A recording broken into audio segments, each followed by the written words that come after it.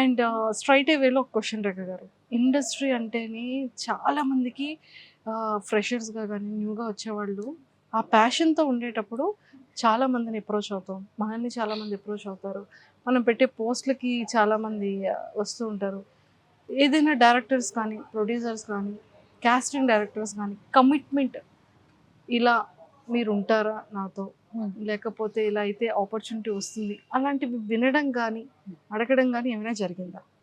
To be Frank, నేను నా కెరియర్లో నేను ఎప్పుడు హైదరాబాద్ అప్రోచ్ అవ్వలేదండి. ఇప్పుడు కొంచెం ఎప్పుడు అడుగు పెట్టలేదు. ఫస్ట్ థింగ్ అంత వైజాగ్లో ఉండే నేను చేసుకుంటున్నాను ఇక్కడ నా ఓన్గా. చాలా కాల్స్ అయితే వచ్చినాయి నాకు, బట్ అది ట్రూ ఆఫ్ ఫేక్ అనేది నాకు తెలియదు. ఎందుకంటే నేను చూడలేను కదా. ఓకే, ఇప్పుడు పలానా వాళ్ళు కాల్ చేస్తున్నారు, కాల్ చేసి ఇలాగా ఉంది, ఒక అవకాశం ఉంది, మీరు చేస్తారా అని అడుగుతారు. వెంటనే ఇలా ఉంటుంది అలా ఉంటుంది, మీరు ఓకేనా అని అంటారు. ఆహా, అలాగ వచ్చే మీకు కాల్స్ వచ్చాయి. అంటే ఏ రకంగా కాల్స్ వచ్చి ఏం ఏం చెప్పేవాళ్ళు? ఫస్ట్ ప్రాబ్లం ఎక్కడ వచ్చిందంటే, ఇప్పుడు మనకి పోర్ట్ఫోలియో అనేది ఒకటి పంపిస్తారు, అందులో ఇంక్లూడెడ్ ఉంటుంది. ఆహా, కమిట్మెంట్స్కి ఓకేనా లేదా నోనా అని. ఒకటి రెండు సార్లు నేను సేమ్ అదే పంపించి, ఇదే కానీ నేను పట్టుకెళ్ళి కంప్లైంట్ కానీ చేస్తే, నువ్వు నీ బతికి ఎక్కడ ఉంటుందో చూసుకో అని చెప్పిన రోజులు కూడా ఉన్నాయి. నేను ఒక పోలీస్ డిపార్ట్మెంట్లో ఉన్న డాటర్కి వాడు ఎంత డేర్గా అది పెట్టాడో.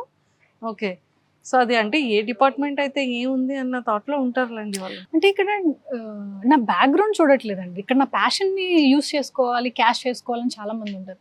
ఇక్కడ నేను ఏ బ్యాక్గ్రౌండ్ నుంచి వచ్చాను అనేది ఎవరికి ఇంపార్టెంట్ కాదు. ఫస్ట్ థింగ్, ఈమెకి సినిమా అంటే ప్యాషన్, సో దీన్ని మనం ఎలా ఎన్కాష్ చేసుకోవాలి అనేది థాట్ ఉంటుంది అందరికీ. అనే ఫస్ట్ థింగ్.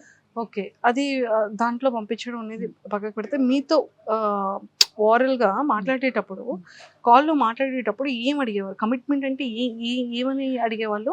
అది ఎవరి నేమ్ యూజ్ చేసేవాళ్ళు? లైక్ ప్రొడ్యూసర్ అంటే ఏ కేటగిరీ వాళ్ళు యూజ్ చేసేవాళ్ళు? అదే మేడం, అంటే నేను ఏం చెప్తున్నానంటే, ఇప్పుడు ఫలానా అని చెప్పేసి ఇండస్ట్రీలో ఒక బిగ్ నేమ్స్ అయితే ఏం చెప్పలేదు ఇప్పుడు కూడా. బట్ కొంతమంది అయితే ఇలా ఒక బంగ్లా రాసిస్తాను, నాతో ఉండు, సంథింగ్ ఇలాగా చాలా ఒక గత 6 years 8 years నుంచి నేనైతే చాలా చూసాను. నేను దుబాయ్లో బంగ్లా ఉంటుంది, లేకపోతే అదని ఇదని నేనైతే చాలా చూసాను. అంటే ఒక బిగ్ నేమ్స్ అయితే మాత్రం ఎవరు యూజ్ చేయలేదు, ఎందుకంటే వాళ్ళకి భయం. మీన్స్ వాళ్ళతో పర్మనెంట్ గా ఉండాలి అన్నదా, లేకపోతే ఆ ఫిలిం వరకు ఇలా ఉంటే? ఫిలిం అని కాదు, అది out side of the films కూడా ఉన్నాయి ఇందులో. Out side of the films ఉన్నాయి, నేను ఇలా పలానా బిజినెస్ మ్యాన్ సంథింగ్ ఇలా ఇలా. ఓకే, అంటే అసలు ఫిలిం తో సంబంధం లేదు. అసలు వాళ్ళే బిజినెస్ మ్యాన్స్ ఎలా అప్రోచ్ అవుతారు? త్రూ మనకి ఫేస్బుక్ ఉంటుంది, త్రూ ఇన్స్టాగ్రామ్ ఉంటుంది. ఒక్కొక్కరికి మన నెంబర్స్ ఎలాగా పాస్ ఆన్ అయిపోతుందో తెలియదు.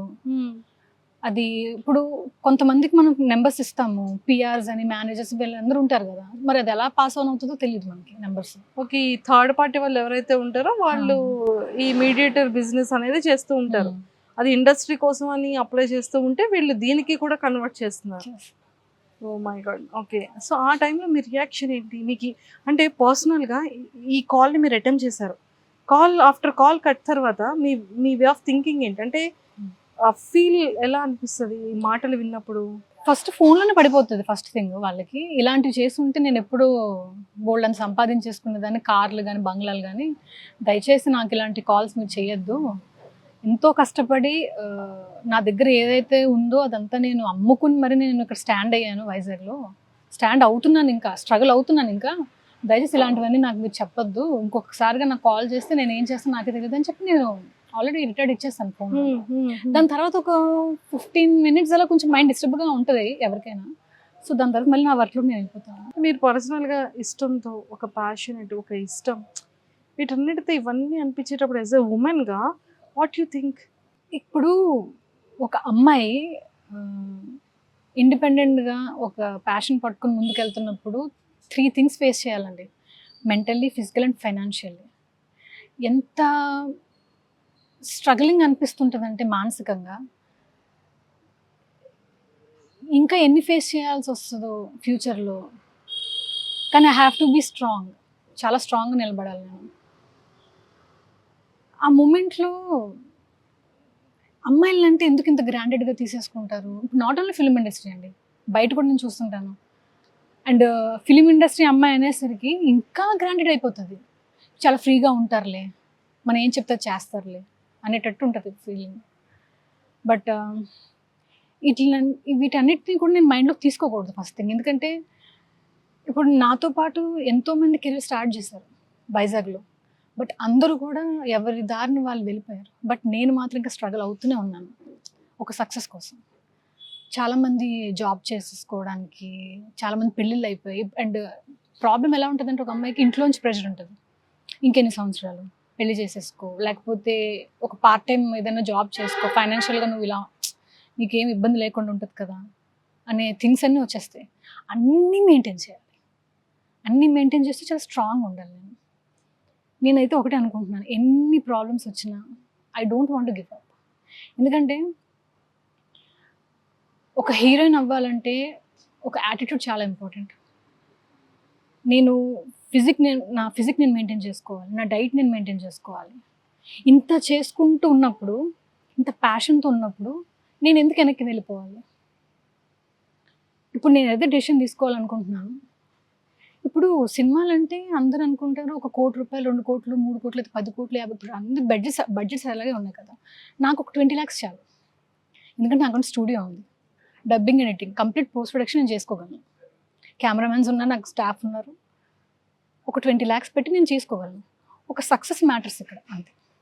మేబీ ఒక 1% లక్ అనేది నాకు ఏమైనా ల్యాక్ అవుతుందేమో అనేది చూసుకుంటున్నాను నేను. సో నెక్స్ట్ ఏ ప్రాజెక్ట్ ఎలా చేయాలి అనేది కూడా నేను అన్నీ చూసుకుంటున్నాను.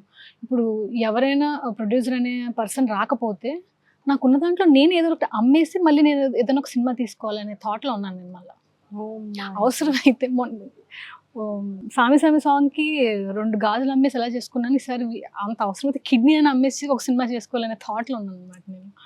ఇంత పెద్ద మాట అన్నారేంటి రేఖ గారు? అంటే ఆ స్ట్రగుల్ అలా ఉంటుంది మైండ్లో. ఆ పెయిన్ కనిపిస్తుంది, అంటే ప్యాషనేట్లో పెయిన్ కనబడుతుంది క్లియర్గా.